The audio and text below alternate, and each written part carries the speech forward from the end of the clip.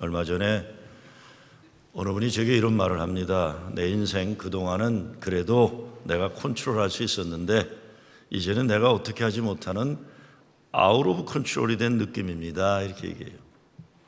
내 마음대로 안 된다 이런 거죠. 그런가 하면 교인 한 분이 평생 자신만만하게 살아오던 남편이 이 나이를 먹으면서 갑자기 의기소침하고 사람 만나는 거 자꾸 기피하고 집 밖에 나가려고 하지 않는 것 보면서 너무 당황을 하면서 목사님, 저 사람이 왜 저러는지 감을 잡지 못하겠어요. 불안해합니다. 목회하면서 보면 삶의 기반이 무너지는 것 같은 당황스러운 혼돈의 때를 경험하는 분들 많이 만납니다. 갑자기 나이 먹으면서 이상해지는 남편 때문에 불안해하는 교인에게 제가 이렇게 말씀드렸습니다. 집사님, 남편이 인생 변화가 힘들어서 그러는 겁니다. 불확실한 예측 불허의 인생 현실을 감당하기 어려워 그러니까 이럴 때일수록 남편 구박하지 말고 잘 품어주고 용기 주고 더욱 사랑해줘야 합니다. 갑자기 건강이 나빠지거나 장사하다 망하거나 무슨 일 하다 실패하거나 사람이 어쩌지 못하는 연약함을 체험하는 경험을 통해 우리가 얼마나 깨어지기 쉬운 질그릇인가 우리는 깨닫게 됩니다. 벌써 오래전인데 잘 알려진 병원의 파트너니까 아주 실력 있는 의사가 계셨어요. 돈도 진짜 많이 버는 분이시고 딸이 맨하탄에 살고 있는데 진짜 자랑스러운 극치를 이룬 딸이었어요. 근데 30대 초반에 여성들이 걸리는 암에 걸리게 됩니다. 뉴욕 마라톤까지 뛰던 딸이에요. 공부 잘했고 어렸을 때부터 예뻐요. 결혼도 잘했고 자식도 잘 키우고 부모에게 큰딸인데 끔찍하게 잘했어요. 그러니까 동네에서 그렇게 부러운 집안이 없을 정도로 대단한 집안이었어요. 그런데 암에 걸리고 어렵게 투병을 하는 거예요. 투병을 하는 것이 날이 갈수록 힘들어지면서 정작 암에 걸린 당사자는 마라톤을 달린 내성이 있어서 끈질기게 운동을 포기하지 않고 하면서 살려고 노력을 해요. 근데 어느 날 아버지 집사님이 저를 찾아왔어요. 목사님, 나 이제 더 이상 살지 못하겠습니다. 나 이제 진짜 살고 싶지도 않습니다. 돈이고 뭐고 다 소용없고 더 이상 딸아이 고통스러운 모습 바라볼 수 없습니다. 나 이제 그만 살겠습니다. 본인도 알아주는 의사고 그리고 남부럽지 않게 자랑스러웠던 사람입니다. 사랑하는 딸이 암에 걸려 투병하는 것 보다가 그 예쁜 딸이 항암 치료하면서 머리가 다 빠지는 거 봐야 하고 고통당하는 거 보면서 아버지가 질려버린 거예요. 목사님, 나 더 못 살겠습니다. 의사로서 다른 사람들이 죽음을 담담하게 지켜내고 그러는 사람이에요. 근데 딸의 고통을 바라보는 아버지 감당을 못하는 거예요. 근데 다행히 그분 부인이 권사님인데 이분이 내색하지 않고 어려움을 아무리 어려도 남편과 아이들 앞에서 내색하지 않고 기도하면서 손주도 다 돌봐야 되고 남편까지 돌보고 딸까지 돌보면서 너무 어려운데 잘 이겨내셨어요. 이분은 마라톤으로 강한 분은 아니지만 할아버지가 상해 임시정부 초대 대통령을 지낸 분의 손주예요. 이 독립운동가의 뿌리가 있어서인지 버텨내는 분이었어요. 물론 딸도 건강하게 회복되고 지금 맨하탄에 살고 있는데, 근데 이 권사님은 목소리도 잘 안 들리는 연약한 분인데 남편 붙잡아줘야지, 딸 살려야지, 손주들 돌봐야지 강하게 버텨냈습니다. 근데 정말 자기 힘으로 감당하기 어려울 때는 꼭 제 사무실을 찾아왔어요. 들어와서는 아무 말 안 하고 소파에 앉으면 강물 폭포처럼 눈물을 쏟아냈어요. 난 위로도 못해요. 가만히라도 앉아있지 그냥. 한참 울고 나면 나 위로의 말 안 합니다. 그냥 기도하면 그리고 또 눈물 닦고 그리고 나가셨어요. 그 권사님 작은 몸이지만 예수 믿는 믿음이 확실해서 자기만 버틴 게 아니라 가족을 버티는 거예요. 권사님 그 자체로는 연약한 질그릇이에요. 그런데 그 속에 예수 생명이 있어서 참고 믿음으로 이겨내는 겁니다. 질그릇이란 다른 것 아닙니다. 쉽게 깨어지는 존재라는 거죠. 재료가 만들어진 흙이다. 창세기에 의하면 먼지 덩어리다. 그런데 몸도 마음도 생각도 쉽게 깨어지는 보잘것없는 질그릇 같은 존재다. 근데 사도 바울은 이 질그릇 속에 보배가 담겨져 있다고, 하나님의 영광과 예수의 생명이 담겨져 있다는 겁니다. 그래서 뭐라고 합니까? 오늘 7절에 보면 우리가 이 보배를 질그릇에 가졌으니 이는 능력의 힘이 큰 것이 하나님께 있고 우리에게 있지 아니함을 알게 하려 함이라 그랬어요. 사도 바울이 강조하는 것은 하나는 예수의 사람들은 보배가 담겨져 있는 귀한 존재들이다. 다른 하나는 그렇지만 질그릇은 깨어지고 쉽고 보잘것없는 존재이기 때문에 인간이 어느 것도 자신만만하거나 자랑하거나 교만할 수 없다는 겁니다. 질그릇이 자기 존재 목적을 잘 달성하려면 담고 있는 보배를 잘 지켜야 됩니다. 그 보배가 뭡니까? 하나님의 영광이요 예수의 생명입니다.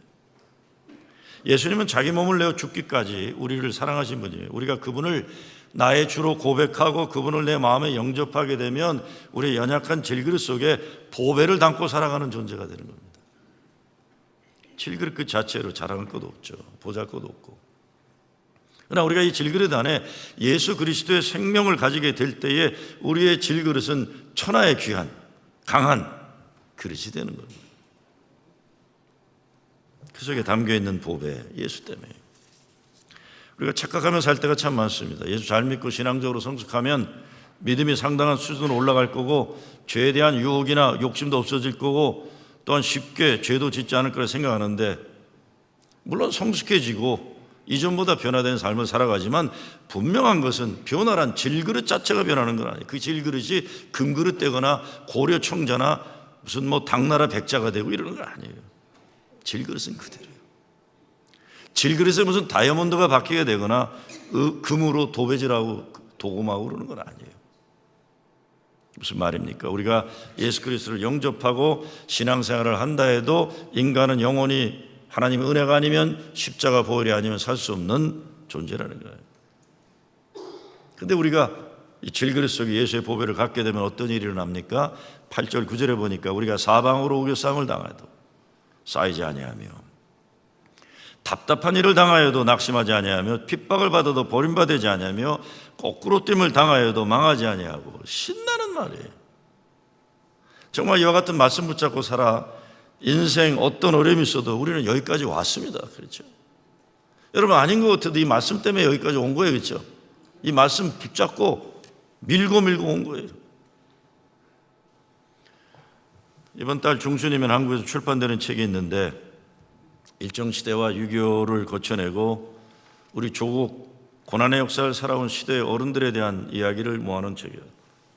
장기려 박사나 또 김영기 장로님이나 광주의 조아라 장로, 여자가 필요해서 조아라 장로님 들어가고 YWCA, 대천덕 신부 이렇게 들어가는데 9분이 들어가는데 그중에 제 장인이 들어가서 그분에 대해서는 제가 글을 써야 됐어요. 근데 몇 달 전에 출판사 연락이 왔어요. 권동까지 써달라. 그래서 아니 난 미국에 있는데 그냥 한국에 있는 사람들 합시다 그랬더니 출판사의 얘기가 사실은 그 책을 기획하게 된 게 제가 한국에 어디 모임에 가서 발표하면서 그런 얘기를 했대요. 이 시대 교계는 물론 사회 정치 전 모든 분야에 있어서 어른이 없는 게 가장 큰 문제라. 그 어른은 위를 바라볼 줄 아는 곁눈질하거나 땅바닥 바라보는 인간이 아니라 위를 바라보는 인간이, 이게 이제 로버트 블라이가 한 얘기를 제가 인용해서 얘기를 했었어요. 그때 출판사에서 그 책을 기획한 거다 얘기를 하는 거예요. 제가 권도원을 쓰면서 생각한 거는 그분들은 모두 나라를 일제에 빼앗기고 동족 간 전쟁을 치르고 폐허가 된 땅에서도 교회와 나라를 다시 세워야 하는 사명을 붙잡고 믿음 붙잡고 감당해내신 분이라는 걸 알 수 있어요. 4월 7일 날 출판사에서 책을 와서 우리 여기서도 우리 출판기념회 하려고 계획을 하고 있습니다. 사방팔방이 막혀있지만 하늘이 열린 걸 보고 믿음이 있었기 때문에 교회와 나라와 민족 무너진 역사에서 오늘의 자랑스러운 역사를 읽어내는데 미랄이 되신 어른들의 이야기들입니다. 이것이 바로 사도 바울이 체험한 신앙의 고백이에요. 사도 바울 한번 생각해 보세요. 그 육신의 질그릇은 참으로 훌륭했어요. 명문 가문 출신이고 당대 최고 엘리트였던 가말리엘의 수제자라고 했고, 태어나면서부터 남들이 부러워하던 로마 제국의 시민권을 가지고 나왔어요. 율법의 열심으로는 타의 추종을 불허했어요. 그런데 그가 부활하신 주님을 만난 이후부터는 그런 세상적인 자랑을 다 배설물로 여겼다 그랬어요. 오직 주님을 알고 주님에게 알게 된 그것만을 목말하면서 하나님 영광과 예수의 생명, 그걸 위해 사는 삶으로 전환된 거죠. 근데 바울은 예수 믿고서 고난의 연속의 인생을 살잖아요. 어디를 가나 원수들로 말미암아 사방으로 우겨쌈 당하고 여러 가지 답답한 일과 핍박과 거꾸로 때림을 당하고 순교를 앞두고, 그러나 그는 자기 안에 담겨져 있는 하나님 영광과 예수의 생명을 생각하면서 넉넉히 감당하고 이겨냈다고 증거하고 있는 겁니다. 그렇다면 우리가 어떻게 하나님 영광과 예수의 생명, 이 보배를 잘 간직하는 삶을 살 겁니까?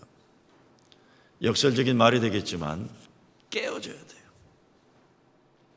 우리 안에 있는 보배를 나타내기 위해서 우리 껍데기는 과감하게 깨어뜨려 버려야만 역사가 변화할 수 있는 겁니다. 10절 11절에 넘어가면서 우리가 항상 예수 죽인 것을 몸에 짊어지면 예수의 생명도 우리 몸에 나타나려 하게 하심이라 그랬어요. 무슨 뜻입니까? 우리 예수의 사람들은 주님께서 세상에 고난 받은 것처럼 고난을 받게 된다. 때때로 예수 잘 믿기 위해서 무시당하고 멸시당하고 모욕당하고 부당한 대우 받기도 하지만, 그러나 비록 우리의 질그릇은 깨어진다 할지라도 그 깨어짐 때문에 하나님의 영광과 예수의 생명이 드러난다는 겁니다. 때로 우리는 더욱 적극적으로 우리 안에 있는 보배를 드러내기 위해 껍데기를 과감하게 깨트려야 합니다.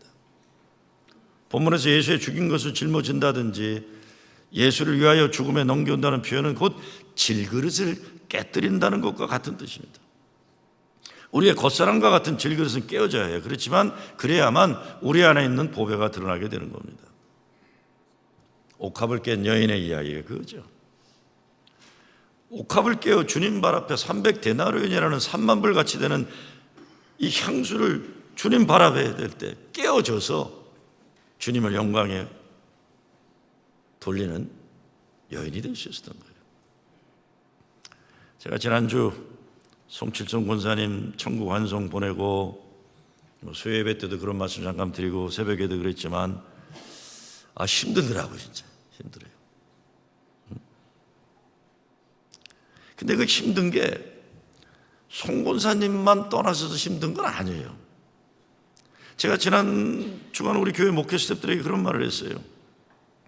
송칠성 권사님 세대, 그러니까 78세 된 그 세대들이요. 그러니까 70 후반 세대, 이 세대가 지금 우리 교회를 지탱해온 가장 중심적인 세대라고 그랬어요.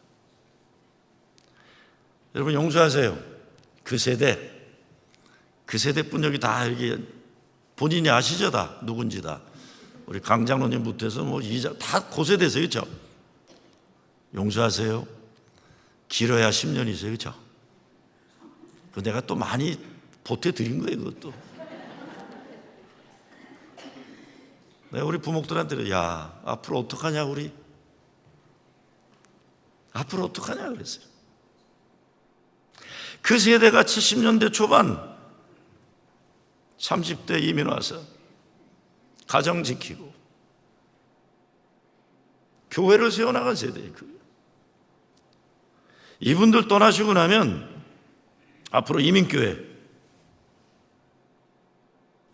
만만치 않을 거예요. 이분 세대 떠나고 나면 이미 미국 교회는 그런 현상이 일어나고 있습니다. 이 세대 떠나고 나면 힘들 거예요. 제가 그랬습니다. 나는 문제 없다 그랬어요. 나는 그분들 떠나면 은퇴한 고만이에요. 내 세대는. 그렇잖아요. 우리 세대는 같이 은퇴할 세대예요. 딴 잡아라봐. 김 목사 딴 잡아라봐. 이거 힘들다 앞으로 너. 태권도로 돌아가다 하지 태권도. 그 세대하고 젊은 세대하고는 달라요. 앞으로 목회할 젊은 세대에 감당할 미래의 교회는 많이 다르게 힘들 거예요. 그런데 그 세대야말로 무엇보다 교회가 이민생활 가장 중요하게 여기고 지켜낸 세대예요. 이민 초기에 아무것도 없었기 때문에 더더욱 교회를 지키고 세우기 위해서 헌신과 희생을 아끼지 않은 세대예요. 자기들을 깨뜨려서 교회를 지킨 세대예요. 그런 세대 이제 어렵습니다.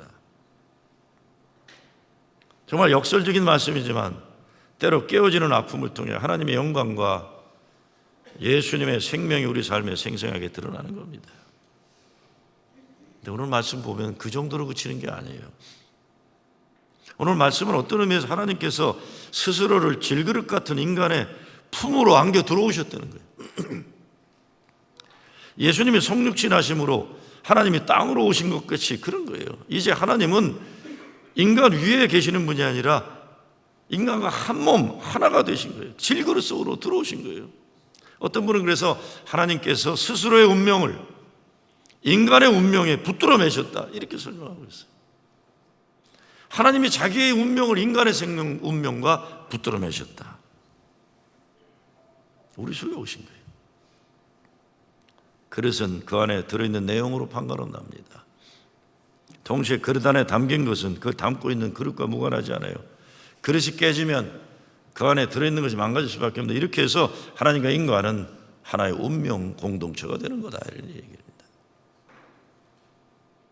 우리 질그릇이에요. 우리 앞날을 알아볼 수가 없어요. 1년 10년 말할 것 없고 1시간 후 1분 후 알지 못해. 그러나 우리가 분명한 것은 모든 것을 예비하시고 아시는 하나님이 우리 가운데 오셨다는 거예요. 그리고 그분이 우리를 사랑하신다는 거예요. 사람이 할 수 있는 길이 많지 않습니다. 자녀들이요. 아이고 골프공과 자녀는 어디를 튈지 아무도 몰라요. 아이고 저는 아주 요즘 뭐 그냥 아주 미리 포기하고 살아요. 그냥. 자식은 자식의 인생이 있는데 뭘 자꾸 기대를 합니까? 사람이 아픈 것도 못 고쳐요. 아까 말씀드렸잖아요. 남의 병 고치는 최고 실력 의사도 자기 딸 아픈 거 감당이 안 되는 거예요. 그러나 전능하신 하나님이 이런 질그릇 같은 나와 함께 하신다. 이거는 우리가 확실히 알잖아요. 하나님과 나는 하나다.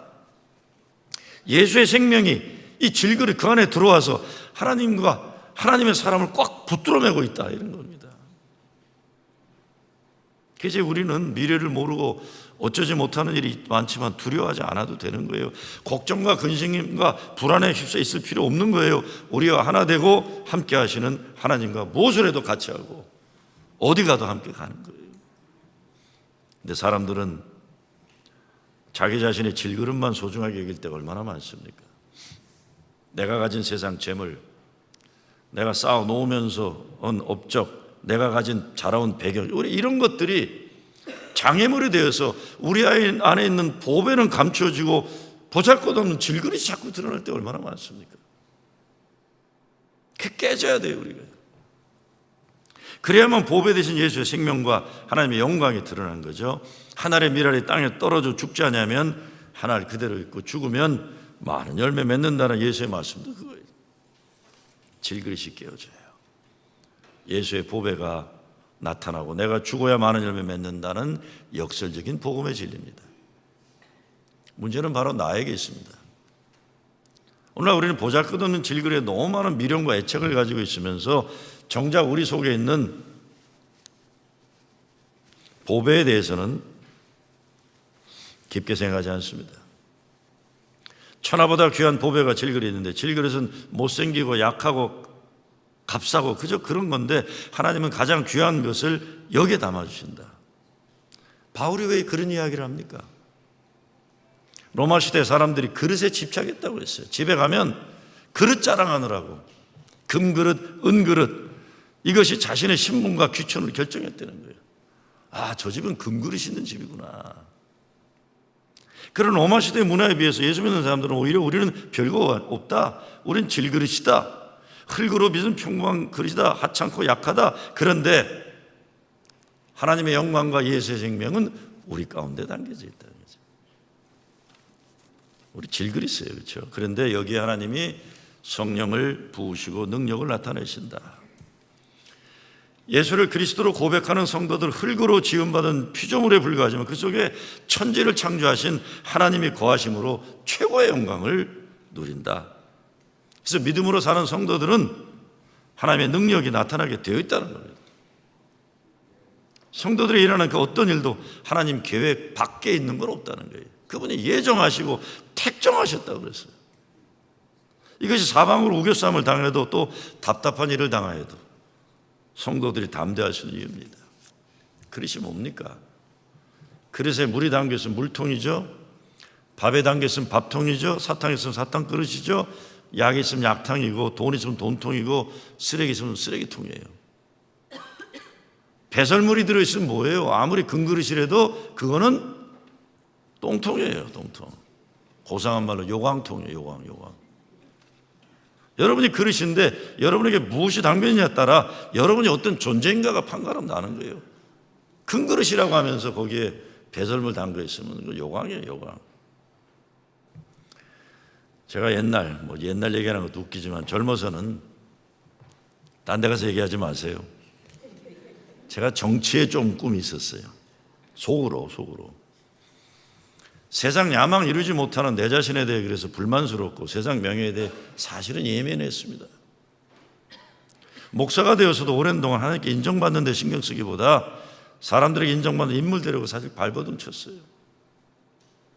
그래서 20대 후반 30대 중반까지 내 나이에 어울리지 않는 이런저런 단체 직책을 제가 뉴욕에 수도 없이 왔다 갔다 했습니다. 그 당시에는 단체도 만들고 단체 만들면 꼭 내가 공동의장도 하고 그랬어요. 전국 단위에 나보다 10살 20살 많은 사람들하고 꼭 내가 같이 들어가서. 지금은 머리도 잘 안 돌아가요. 나이에 비해 귀도 잘 안 들려요. 아시죠? 어제 우리 사돈 거기 우리 아이 시아버지 되는 사람하고 대화를 나누는데 그 전날 그 사람도 보청기 끼고 나도 보청기 끼고 그냥 뭔 소리 하나도 모르면서 계속 얘기하고 영어로 얘기하려니 더 힘들고 서로 그냥 다. 눈도 잘 안 보이잖아요. 요즘에 눈도 안 보여.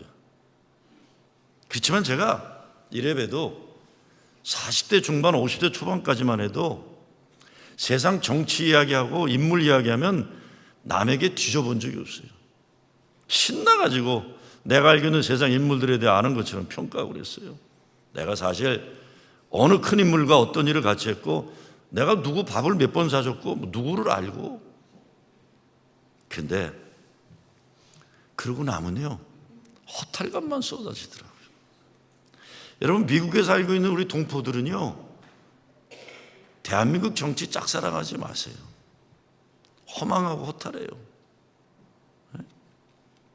뉴욕 동포들 박정원 씨 때문에 자꾸 국회의원 꿈꾸는 분들 계신데 웬만하면 하지 마세요. 그거요. 그분도 후회할 거라고 생각해요. 저는. 나의 부끄러움 때문에 허탈해지는 거예요. 너무 창피하잖아요. 내가 못 들은 세상 명예의 욕망을 내가 알고 있는 사람들 이야기하면서 인정받으려 한다든가 세상 돌아가는 일 내 마음대로 평가하면서 내가 유명한 정치인이나 시대의 인물이나 됐냐 착각하는 그런 불행한 일 우리가 얼마나 쉽게 빠집니까? 지금 제 사무실에 가면요 대통령 된 사람들 이런 사람들이 쓴 것들 그냥 안 보이는데 다 감춰놨어요. 제가 창피해가지고요. 그런 거 안 내놔요. 저. 이런 헛된 것들에 대한 관심으로부터 자유함을 얻을 때 얼마나 큰 기쁨이 있는지 몰라요. 그런데 헛된 세상의 욕심과 자랑에 빠지기보다 질그릇 같은 나를 하나님의 일을 위해 불러주시고 쓸모있게 하신 하나님의 은혜를 생각하면 가슴이 벅차잖아요. 나를 쓸모있게 하시는구나. 정말 우리가 살면서 얼마나 많이 헛된 일들을 꿈꾸며 살아갔는지 몰라요. 그래서 시간 낭비하고 부질없는 것 위해서 낭비하다가 그냥 가는 거예요. 여러분 아시죠? 저는 장례식 때 조화 앞에 못 나오게 하는 거예요. 다 복도에 놓으라고 그래요. 아무리 대단한 높은 사람들이 조화가 와도 여기 안 세워요. 죽음 앞에서 그러는 거 아니니까요. 안 세워요. 그냥 복도까지는 놔드려요. 죽을 때 다 똑같은 거예요. 뭐 얼마나 훌륭했는지 그런 게 중요하지 않아요. 우리 인생 평가는 우리에게 담아주신 하나님의 보배를 어떻게 잘 귀하게 드러내는가, 내 인생이 쇠그릇이냐 은그릇이냐 금그릇이냐, 이게 중요한 것이 아니라 내게 담아주신 하나님의 보배 어떻게 잘 간직했는가요. 그래서 우리 내 안에 예수의 생명이 담겨있기 때문에 항상 믿음으로 든든해야 합니다. 아무리 어려워도, 아무리 내 오늘의 모습이 세상적으로 보면 보잘것없이 보여도 나에게 하나님은 가장 귀한 보배를 담아주셨다는 믿음의 자신감을 회복할 때 세상을 넉넉히 이길 수 있는 겁니다. 예수 믿는 거, 예수가 나의 구세주를 믿는 거예요. 그렇죠? 예수는 나의 힘이요 내 생명 되시니 구주 예수 떠나가면 죄 중에 빠지리. 눈물이 앞을 가리고 내 마음에 근심 쌓일 때 위로하고 힘주시리 누구라고요? 주 예수. 예수는 나의 힘이요 내 기쁨 되시니 그 명령을 준행하여 늘 충성하겠네. 주야로 보호하시며 바른 길 가게 하시니 의지하고 따라가리 주 예수. 이거면 됐죠. 뭐가 더 필요해요? 아니에요, 여러분? 예수면 됐죠. 오늘 말씀 들어보면 중요한 사실을 발견합니다. 사방팔방으로 우리 괴롭힌 일이 닥쳐오지만 위는 열려있다. 위가 뭡니까? 하나님이에요. 하나님만 바라보면 이겨낼 수 있다. 하늘은 열려있다. 그럽니다. 아까 제가 어른은 게이징 업, 위를 바라보는 분이 어른이라고 얘기했죠. 지금 어떤지 모르지만 80년대, 90년대만 해도 시카고에서 1시간 반 정도 떨어진 인디애나 해먼드라는 동네에 세계에서 가장 큰 주일학교가 있었어요. 성인은 1,500명. 주일학교 몇 명인지 아세요? 3만 명이었어요. 그 교회가, 제가 시카고 남쪽에 시카고 대학 교회를 했었기 때문에 보면 주일 아침이 되면 노란 버스들이, 인디애나 스쿨 시스템의 버스들이 이 흑인 동네, 히스패닉 동네, 가난한 동네를 수십 대가 돌아요. 보통 큰 부흥한 교회들은 잘 사는 중산층 백인들 중심의 교회들인데, 이 교회는 인디애나 해먼드에 있는 교회가 스쿨버스로 시카고 가난한 동네 아이들만 쭉 몰아서 가서 예배드리고 성경 가르쳐주고 밥 먹여서 보내는 거예요. 이 교회가 하도 이런 일을 잘하니까 시리 오브 해먼드에서 결정을 했어요. 주일이면 공립학교를 열어주자, 이렇게 된 거예요. 자기 교회에서 하는 게 아니에요. 학교 시스템 3만 명 올려주기. 한국에 목사님이 그 교회를 조사 갔다가 담임 목사를 만나러 갔더니 담임 목사가 웃으면서 그래, 잘못 찾아왔다 그러더래요. 내가 아니다. 그러면서 제니란 이름을 가진 처녀가 올 텐데 늦은 오후가 되면 올 거다. 기다렸어요. 늦은 오후가 됐는데 깜짝 놀란 거예요. 그 제니란 여자를 만났는데 너무너무 외모가 바라보기가 힘든 거예요. 너무 비대하고, 외모가 사실은 평가하면 안 되지만 너무 아니었고, 그랬더니 그 제니가 웃으면서 그러더래요. 나를 보고 놀랬죠? 그러더래요. 나를 보고 놀랬죠. 그러면서 그런 얘기, 자기는 어려서부터 이 외모 때문에 친구가 없었고, 초등학교 가서도 애들이 따돌림 받고, 이미 중고등학교 때 스스로 자기 목숨을 끊으려고 3번이나 시도했었대요. 그러다 대학을 갔는데 대학의 내비게이터, CCC 같은 이 전도하는 아이들한테 붙잡힌 거예요. 전도하는 아이들이 와서 이 제니를 예수의 사랑으로 전도하고, 그리고 그냥 놔두면 안 되니까 이 아이를 이 교회의 주일학교 교사로 발렌티아들을 연결시켜 준 거예요. 그런데 놀라운 일이 일어납니다. 제니가 그런 얘기를 하는 겁니다. 내가 평생 경험하지 못한 걸 주일학교에서 경험했다는 거예요.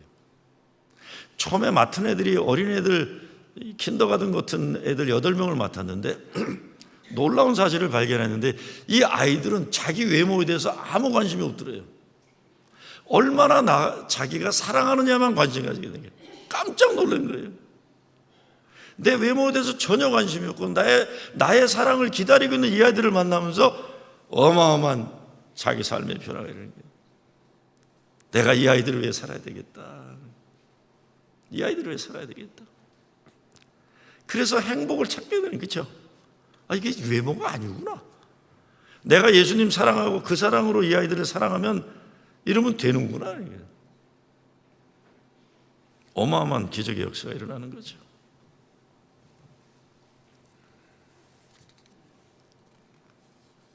우리는 질그릇이라 부족하고 모자라고 연약하고, 교회도 그래요. 목사도 그래요. 교인들도 그런 존재일 뿐이에요. 그렇죠? 그러나 우리는 하나님의 영광과 보배를 담은 예수 생명을 담은 질그릇이에요. 그래서 하나님은 오늘도 우리 교회를 통해 또 여러분을 통해 하나님의 거룩한 역사를 이루기 원하시는 거죠. 바로 주의 몸된 교회를 사랑하는 여러분의 헌신을 통해 하나님의 역사를 이루고 가고 계시는 겁니다. 비록 질그릇이지만 예수의 생명과 하나님의 영광을 담은 여러분, 이 믿음으로 가정 지키고 교회 지켜내시고 하나님의 아름다운 기적의 역사의 주인공 된 여러분 되시길 주의 이름으로 축원합니다.